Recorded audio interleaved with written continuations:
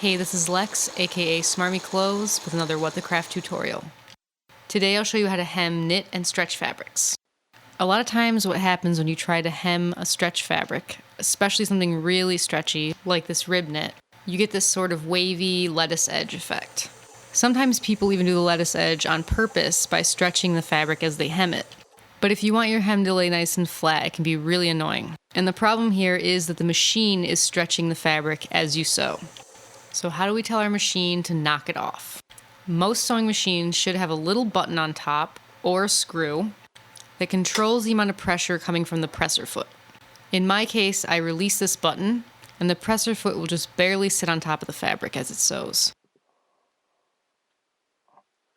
If yours has a screw control, you loosen the screw for less pressure and tighten the screw for more pressure. Now, if you tend to get the wavy bits right at the seam, all you need to do is stop before you get to the seam and lift the presser foot up a little bit to help accommodate the extra fabric that's at the seam. And here's the result of just that simple adjustment to the presser foot pressure. Especially if we get it laying flat, you can really see the difference between this side and the other side that was done with no adjustment. If your machine doesn't have presser foot control, you're screwed.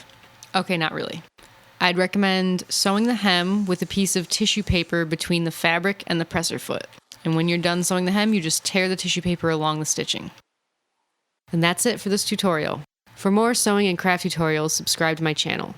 And be sure to check out the new What the Craft shop for sewing patterns, applique templates, and other free craft projects.